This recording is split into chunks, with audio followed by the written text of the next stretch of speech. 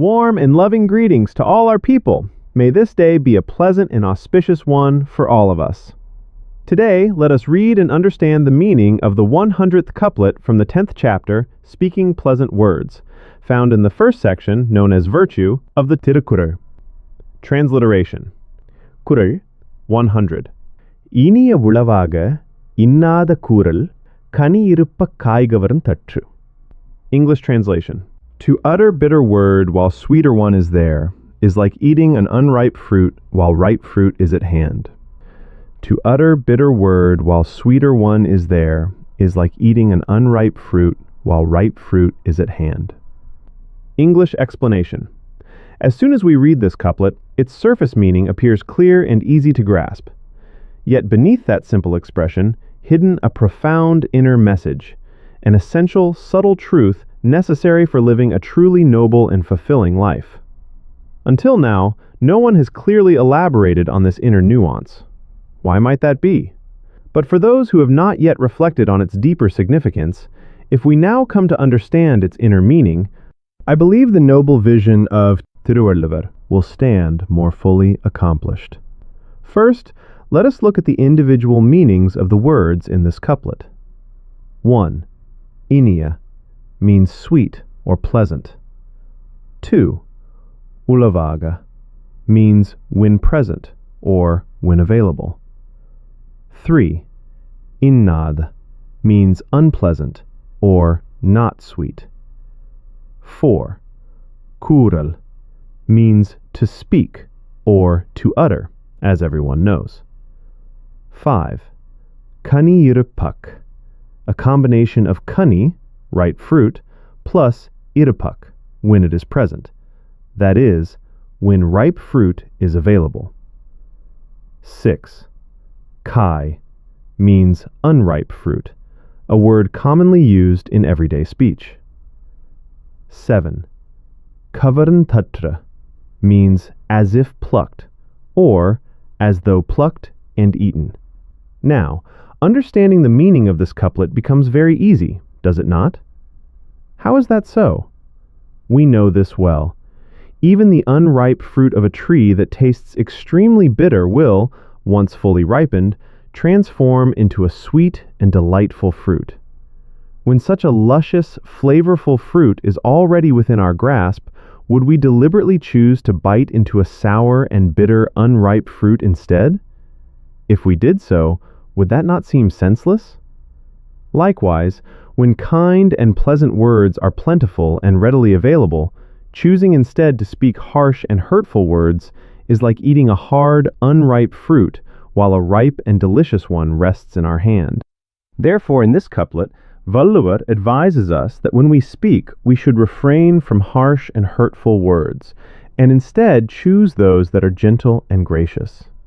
It clearly reminds us now that think before posting or commenting instant messages, tweets, and online debates, and choose kindness over aggression.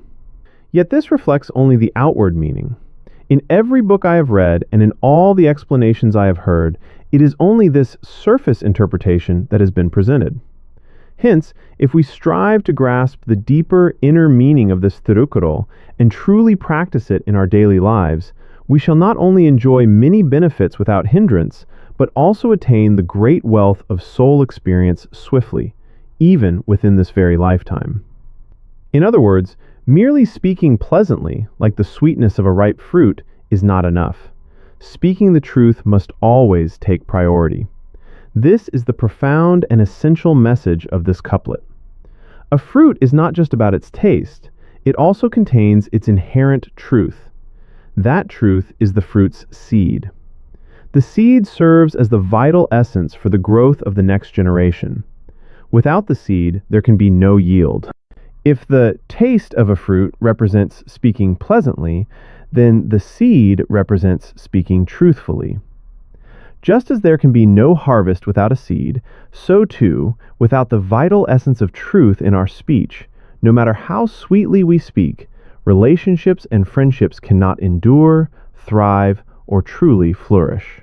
That is why, even though politicians and great orators speak very sweetly and make many good promises, we have not attained the development or prosperity we expected in our country. The reason is that there is no truth in their sweet words. The seed that carries real substance is absent. We now clearly understand that it was falsehood from beginning to end. Speaking lies out of excessive self-interest and speaking harshly and arrogantly are violations of indriya orukam, sensory discipline, says Valluvar. Furthermore, he states that for us to attain a true saga kalvi anubhavam, or true educational experience for immortal life, we must rise higher through moral discipline in 3 dimensions. Discipline of the psycho faculties, karana orukam, discipline in conduct towards mankind, siva orukam, and higher level demonstration of compassion towards all living beings, anma orukam. Thus, lost in the intoxication of lust, wealth, and status, and having lost the vital essence called truth, people have become ensnared by falsehood and wandering like the walking dead in this world.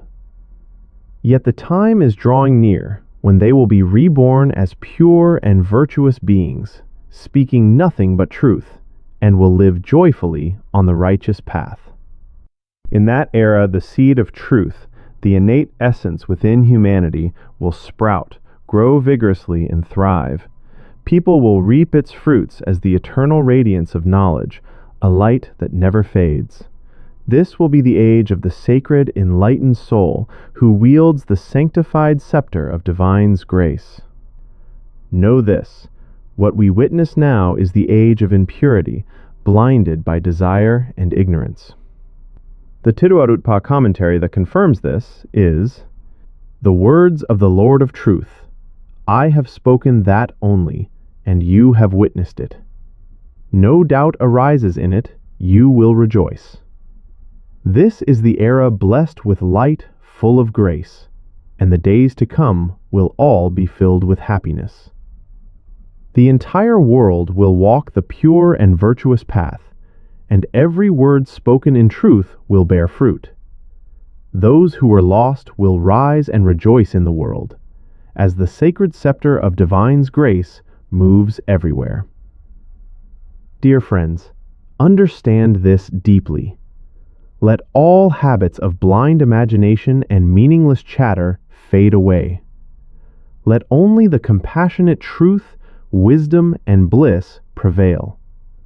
Let us unite on the righteous path, acting selflessly for the common good, serving all with love and devotion.